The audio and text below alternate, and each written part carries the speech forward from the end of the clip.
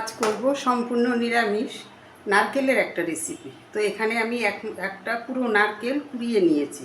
তো নারকেলটাকে আমি একটু মিহি পেস্ট করে নেব। এটা হয় শিলনোড়াতেও করা যাবে, আর না হলে ব্লেন্ডারে দিয়েও পেস্ট করে নেওয়া যাবে। সেই সাথে লাগছে আমার মটর ডাল। খানিকটা মটর ডাল আমি সকালে ভিজিয়ে রেখেছিলাম, এটাকেও আমি বেটে নিয়ে একটু ডালের বড়া তৈরি করে নেব। লাগছে আলু, এরকম ডুমো করে আলুটা কেটে নিয়েছি।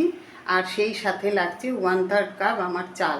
আমি এই চালের পরিমাণটা নিয়েছি, নারকেল যেহেতু ছোট সেই জন্য আমি এখানে 1/3 কাপ চাল নিয়েছি। তো চালটাকেও আমি ধুয়ে ভালো করে পরিষ্কার করে ধুয়ে শুকিয়ে নেব।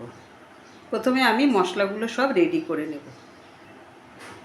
সেই সাথে লাগছে আদা, খানিকটা আদা নিয়েছি রান্নার পরিমাণ অনুযায়ী। এখানে নিয়েছি 1 ইঞ্চি মতন আদা আর 3টে কাঁচা লঙ্কা।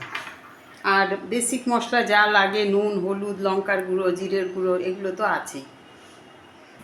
তো মটর ডালটাকে ভালো করে বেটে নিয়েছি, বেটে একটু কালো জিরে দিয়ে ভালো করে ফেটিয়ে নিয়েছি নুন দিয়ে। তারপরে আমি এখন বড়িগুলো ভেজে তুলে নেব। বড়িগুলো ভেজে তুলে নিলাম। এখন আমি আলুটাকেও নুন হলুদ দিয়ে ভেজে তুলে নেব। আলু ভাজার যে তেলটা ছিল সেই তেলের মধ্যেই নারকেলটাও দিয়ে দিলাম। খুব সামান্য একটু তেল ছিল, দিয়ে দিলাম নুন, দিলাম হলুদ গুঁড়ো। এবার আমি একটু ভেজে নেব। নারকেলের একটা কাঁচা গন্ধ থাকে, সেই কাঁচা গন্ধটা চলে যাওয়া পর্যন্ত আমি একটু ভেজে নেব। তো নারকেলটাকে এরকম লাল লাল করে একটু ভেজে নিলাম। এখন আমি এটাকে নামিয়ে নেব।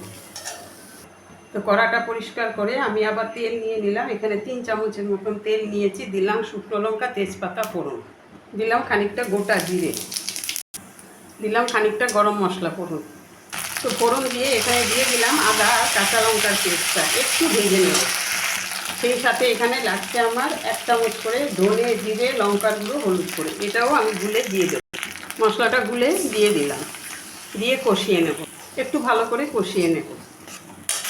মশলাটা খানিক কষিয়ে নিলাম। এখন দিয়ে দিলাম ভিজিয়ে রাখা চালটা।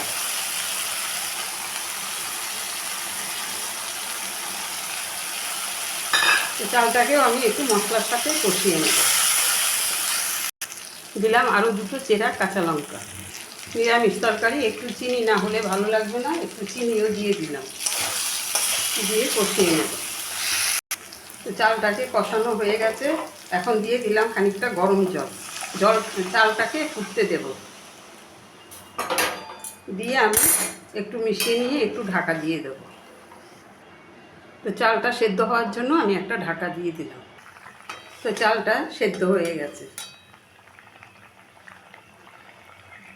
এখন আমি ভেজে রাখা আলুটা দিয়ে দেব। দিয়ে দিলাম ভেজে রাখা আলুটা। সেই সাথে দিয়ে দেবো নারকেলটা, নারকেল ভাজাটাও দিয়ে দিলাম। দিয়ে ভালো করে মিশিয়ে আরেকটু ফুটতে দেব। এখন দিলাম 1 চামচের মতন ঘি দিয়ে দিলাম, দিলাম গরম মশলার গুঁড়ো, ভালো করে মিশিয়ে নিলাম।